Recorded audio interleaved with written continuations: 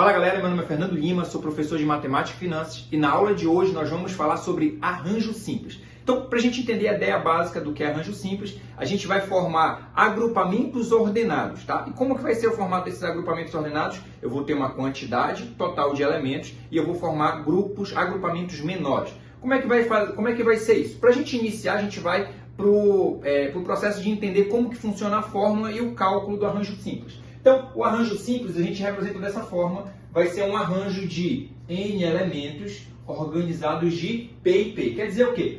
Que N ele vai representar aqui a quantidade de elementos que a gente tem, a quantidade de elementos,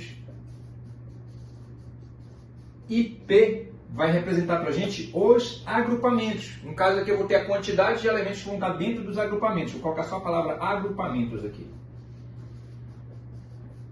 Então a gente representa dessa forma arranjo de N elementos organizados de P em P. Qual vai ser a fórmula que a gente vai ter? A gente vai ter aqui, ó, N fatorial sobre N menos P fatorial. Então essa daqui vai ser a fórmula do arranjo simples. Então, para a gente calcular arranjo simples, eu só preciso identificar quem é o N, que é a quantidade de elementos total que eu tenho, e quem é o P, que são os agrupamentos que a gente vai fazer. Jogando isso na fórmula, a gente consegue identificar a quantidade de agrupamentos ordenados que a gente vai ter formados com esses N elementos organizados de P em P elementos. Então, para a gente entender como é que isso aqui vai funcionar na prática, a gente vai justamente aplicar primeiramente essa fórmula em algumas situações, para depois a gente ir para exemplos mais elaborados. Então vamos lá. Vamos ao primeiro exemplo. Eu tenho aqui, ó, um arranjo de 10 elementos organizados de 4 em 4.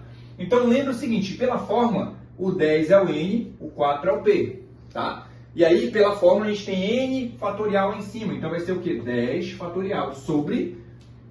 Lembra que aqui embaixo é N menos P fatorial. Então 10 menos 4 fatorial. E aí, para a gente continuar resolvendo, o que eu vou fazer? Vou resolver primeiro a subtração aqui embaixo, para a gente vai resolver esse parênteses e depois a gente vê o que tem para frente. Então, eu vou repetir a parte de cima. 10 fatorial sobre, aqui ó, 10 menos 4, 6 fatorial. O que eu tenho que fazer daqui para frente? Lembra que a gente já viu em aulas anteriores, se você não viu, volta lá. A gente tem algumas aulas que a gente trata justamente dessas simplificações, que é o que a gente vai fazer agora. Eu tenho o maior valor na parte de cima, então eu vou aplicar o fatorial nele até que eu encontre um valor igual ao de baixo, tá? Então a gente vai continuar aqui, ó. O que acontece? 10 fatorial vai ser 10 vezes 9, vezes 8, vezes 7, vezes 6, e eu vou parar aqui no 6, porque na parte de baixo tem um 6 também. Eu vou colocar ele aqui agora, 6 fatorial. O que acontece? A gente faz a simplificação, 6 fatorial com 6 fatorial.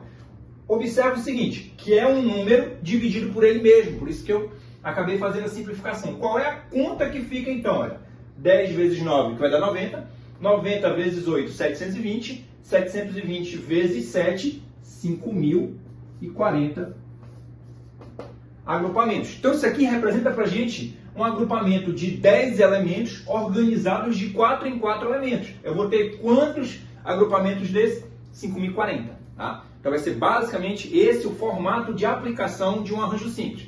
Vamos ver outro exemplo aqui, ó. Próximo exemplo. Arranjo simples de 8 elementos organizados de 2 em 2. Lembra que o primeiro sempre vai ser o N e o segundo sempre vai representar para a gente o P. Então como é que fica? Lembra que a fórmula é N fatorial sobre N menos P fatorial? Então é 8 fatorial sobre N menos P, ó. 8 menos 2. 8 menos 2 fatorial.